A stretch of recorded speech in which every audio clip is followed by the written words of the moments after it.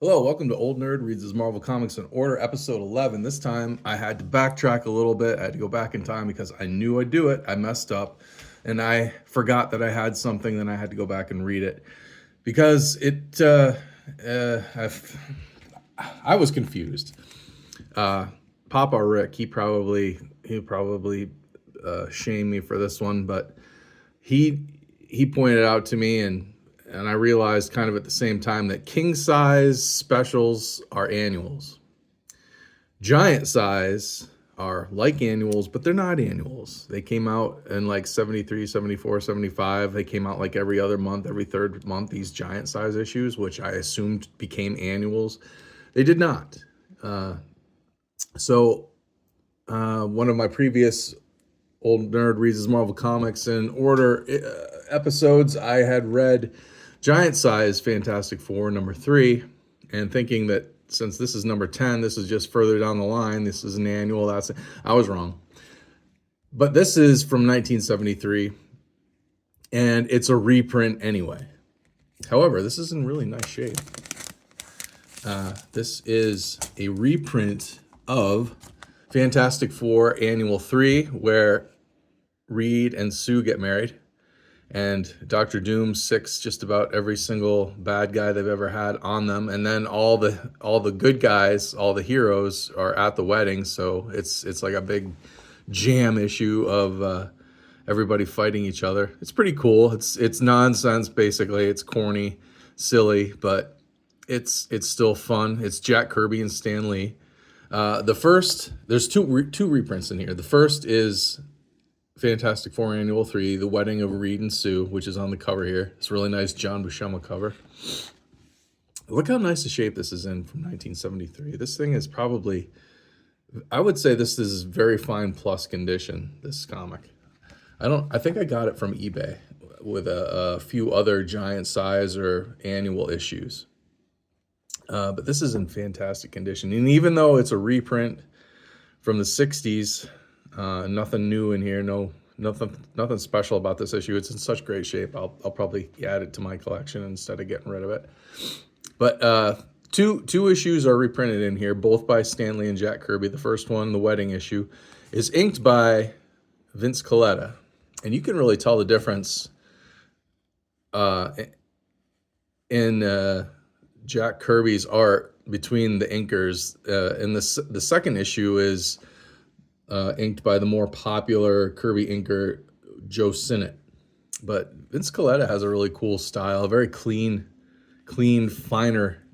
He used less ink. He didn't slop the ink on quite as heavy as Sinnott did, and I kind of dig it. It's if I had seen this, I probably would have had a hard time telling you it was Jack Kirby, just because the pencil work and the lines and the ink lines are so fine compared to what I'm used to seeing, that I would have had a hard time figuring out that this was Jack Kirby at first. But Jack Kirby indeed, with Vince Colletta, and see all the extra heroes that show up to help out the Fantastic Four, because Doctor Doom called all these bad guys on him, and in the end, even Stan and Jack make a cameo appearance. They're not allowed inside the wedding. Nick Fury won't let him in. Him and his old Howling Commando buddies are security for the wedding. They won't let Stan and Jack in, so Stan and Jack are heading back to the bullpen to cause more mayhem for the Fantastic Four. Pretty funny. And then The Torch That Was, this is a reprint from Fantastic Four Annual number 4, also from the 1960s. And this one, same creative team, except for now we have Joe Sinnott doing the inking, which now it looks to me like a Jack Kirby drawn issue more. Nothing, to me, it just looks like the inks are heavier. The lines are heavier on Jack Kirby's renderings. Although this is a lot cleaner than what I'm used to seeing Joe Sinnott. Joe Sinnott, he must have got a little bit more ink heavy as he got older. But this issue is just basically the original android Human Torch is brought back to life by the Mad Thinker and fights Johnny Storm, the current Human Torch. And it's a fun fight. Of course, the Fantastic Four step in and send the Mad Thinker on his way. But what happens? He basically, John Hammond is the original Human Torch android. That's his name.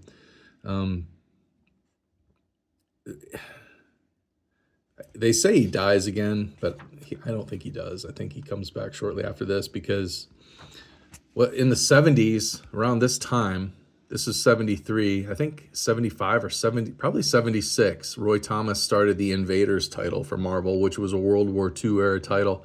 Captain America was on it was a team, kind of like the Avengers, but they were called the Invaders. They went and fought the Axis powers.